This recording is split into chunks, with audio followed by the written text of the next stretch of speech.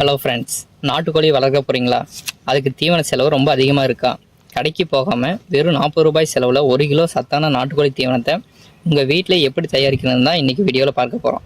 இந்த தீவனத்தை கொடுத்தா கோழிகள் ரொம்ப வேகமாக வளரும், முட்டை வைக்க திறனும் அதிகரிக்கும். வீடியோவை முழுசாக பாருங்கள். இன்னும் நம்ம சேனலை சப்ஸ்கிரைப் பண்ணலைன்னா உடனே சப்ஸ்கிரைப் பண்ணிக்கோங்க.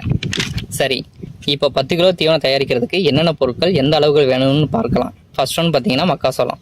முதல்ல 4 கிலோ மக்காசோளத்தை உடச்சி எடுத்துக்கலாம். இது கோழிகளுக்கு தேவையான எனர்ஜியை தரும்.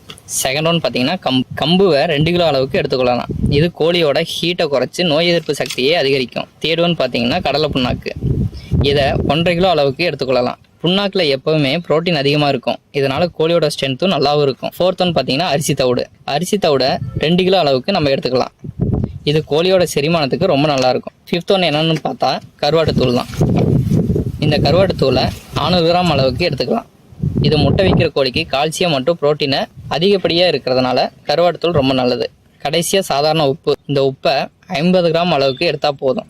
இந்த உப்பு எலும்பு மற்றும் கோழியோட முட்டை ஓடு நல்லா ஸ்ட்ரென்த்தாக இருக்கிறதுக்காக உதவுது.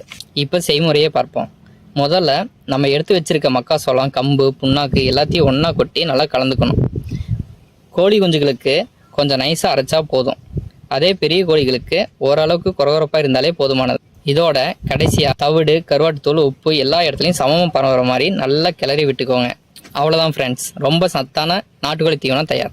இந்த தீவனத்தை நீங்கள் அப்படியே கோழிகளுக்கு போடலாம், இல்லைன்னா லேசாக தண்ணியை தெளித்து ஈரத்தோடையும் போடலாம். காலையில் இந்த தீவனம் கொடுத்துட்டு மதிய நேரத்தில் கொஞ்சம் பசுந்தீவனம், அதாவது அகத்திக்கீரை, முருங்கைக்கீரை, வேஸ்ட் காய்கறி, இல்லைன்னா அசோலா, இது போன்ற பசுந்தீவனம் கொடுக்கலாம். இப்படி கொடுத்தா தீவன செலவு இன்னும் பாதியாக குறையும்.